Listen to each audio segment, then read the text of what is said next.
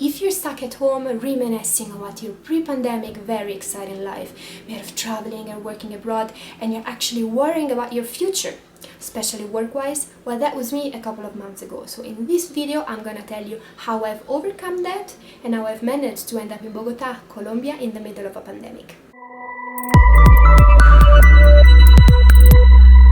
Hi, my name is Martina and welcome to Fuori Mura, where I'm sharing my experiences of working and traveling abroad as a means of stepping out of my comfort zone and in a way stepping into the unknown. So if you want to follow my journey, don't forget to subscribe to this channel as well as to check out my blog, Fuori Mura. I'm gonna put it here below, so don't forget to check it out. 1 month ago, I was actually in the middle of nowhere, in the countryside in Charleroi, which is a very small city close to Brussels, Belgium, where I was quarantined.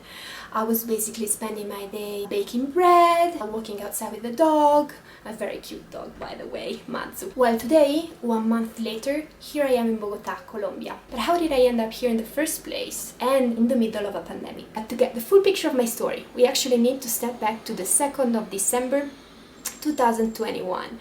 That's the day where I actually purchased my flight to Port-au-Prince, Haiti. So you might wonder, what about Haiti now?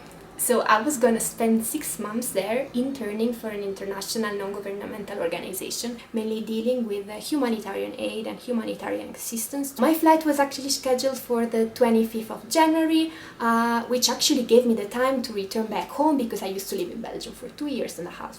Spend Christmas there with my family, eat a lot of food, buy a lot of mosquito repellent, which might be very handy in Haiti, get all the needed vaccination, say goodbye to my family and friends and pack my stuff. I was very excited because that was actually my dream come true. I had studied international cooperation and worked in Brussels for over 1 year, so I really felt this need of going into the field, and Haiti was actually the opportunity that I had been looking for so long. I was all set, ready to go. But then on January the 4th, meaning 2.5 weeks before my departure, 3 things happened. First, the social political situation in Haiti got worse than it had been in the recent months. You may know that Haiti has been characterized by a very precarious and pronounced social political crisis in the recent years, and that didn't make it safe for me to travel over there. This led to the second thing that happened on January the 4th.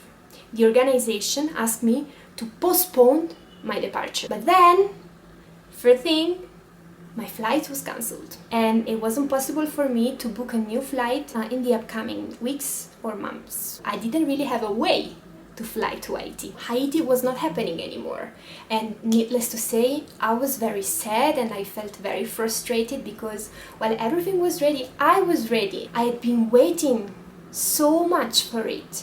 I'd been looking for opportunity like this one, and I had finally found one, and then it would not happen anymore. So I actually studied international cooperation. I worked in Brussels for over 1 year, and actually most of my contract I spent it teleworking, which didn't really work for me, so I was really looking forward to actually going to the field, and Haiti was the perfect opportunity for me to do so. So I spent a couple of weeks really down, not knowing what to do. I was kind of depressed and frustrated. I didn't want to spend time with people. I didn't want to speak about myself. Well, I think it was kind of a normal reaction given the circumstances. But then I decided to react and not to give up. Hi, this is Martina from the future and from a very fantastic new location. Well, I was editing this video when I figured out that around minute 4 it gets so messy, and that's because my camera ran out of battery and my memory card ran out of space. So I had to plug it in, and it took me so long to start again that it was basically dusk outside. My hair is all over the place. I changed it I don't even know how many times. But, well, keep watching, and if you can count how many times I actually changed my hair, please write it in the comment, because I think it is gonna be very interesting.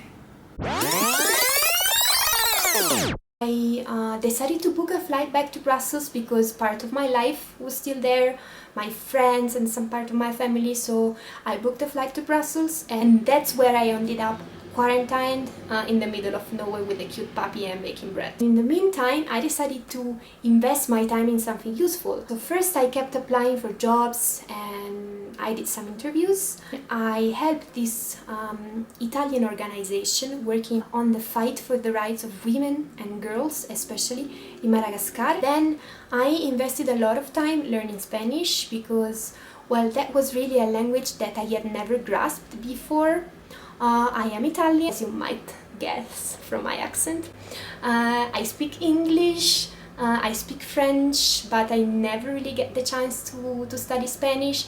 I know some Portuguese because I spent a couple of months in Brazil some years ago. But, well, Spanish was not really something I could practice, though it was on my list because it is a very useful language working in the international cooperation domain. I started studying Spanish every day regularly and I actually managed to progress quite fast. And in the meanwhile, I kept in touch with the international organization I was going to go to Haiti with. So that was until the day that the organization I was going to intern for in Haiti actually proposed a different opportunity to do the same internship, but not at the country level, meaning Haiti, but rather at the regional level in Bogotá. As a matter of fact, here in Bogotá, we have the regional office for the area of Latin American and Caribbean countries, where the organization is developing several projects. So, well, I got this offer and of course I accepted it. And I am very excited to be here in Bogotá today. It actually took me 2 months from the day that my Haitian adventure actually collapsed till the day that I got here in Bogotá.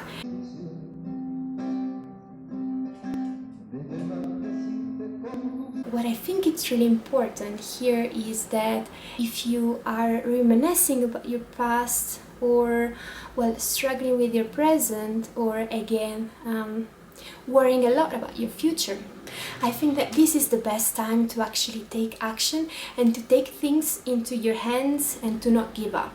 Try to use this time to do something useful for yourself. I don't know, for example, learning a new language or learning a new skill, or again, cultivate your network and contacts and do something that makes you feel fulfilled. And then, most importantly, keep having faith in yourself and in the others in the world, because, well, I do believe that things happen for a reason, and I think that it was just not my time to go to Haiti and it was my time to Bogotá instead. So if you want to know more about what I'm doing here in Bogotá, where I'm staying, what I'm eating and what it's like to live in Bogotá in the middle of a pandemic, don't forget to subscribe and to watch the next video where I'm going to tell you more about my experience. So I'll see you there.